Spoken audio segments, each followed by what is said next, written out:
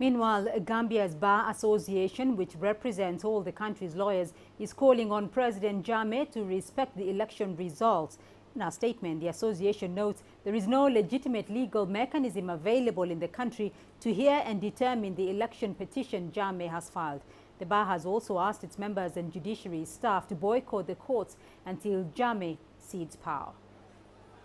We ask all members of the Bar Association and the staff of the judiciary in particular to boycott the courts in solidarity with the people until such time as the government of outgoing President Jammeh accepts the results of these elections and hand over power to the president-elect.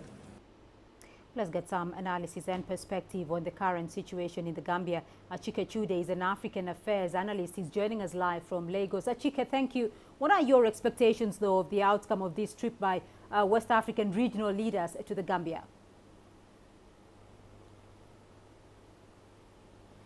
Well, they are going there for a reason. They are going there to hopefully achieve an objective, and we hope that it is critical at this juncture that they do not come back empty-handed, that they come back with concrete realization for the reasons for going there in the first place, and that is to douse the political tension that is being created by Jammeh refusing to step down after having considered defeat. So I would expect that the African presidents, the West African presidents that are going to the Gambia, that are in the Gambia for this important meeting, would that they know the importance, how critical it is that they come back with something tangible, not just for the Gambian people, for the West African sub-region, for Africa as a whole, and then the international community.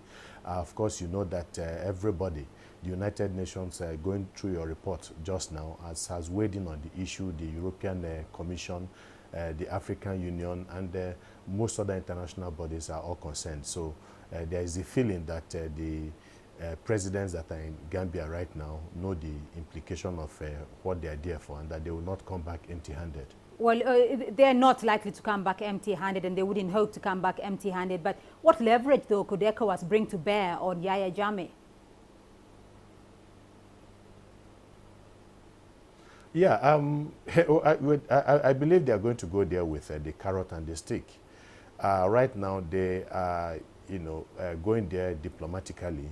They want to see what can be done. They want to coerce Yahya Jammeh. They want to get him to accept the validity of the election that was held, which he considered defeat. And so they are going to talk about the merits and the advantages of him living gracefully. It is critical. And but I think at the end of the day, they also realize that in this kind of diplomatic moves, you also have to have that means of that pressure. And I think that they are going to also use that. They are going to let Jammeh know that the West African sub-region and the African Union is firmly resolved to ensuring that constitutionalism has its way in the Gambia, and that the voice of the people, the will of the people, ultimately at the end of the day, is what is going to determine what happens in the next chapter for Gambia. And so while they will try as much as possible to ease him out on his terms, essentially, they would also not take away the pressure, and that is the possible threat of having him forcefully removed. Of course, the ECOWAS has muted the possibility of doing that. But I think it's also critical that do not forget that nobody forced Yahya Jammeh into making this concession, that he had lost that election. And so I think they are expected to give him assurances. They are expected to give him some guarantees about what is going to happen to him after he leaves office. And I think that is the greatest fear of Yahya Jammeh. You don't, run a country in an authoritarian manner, right?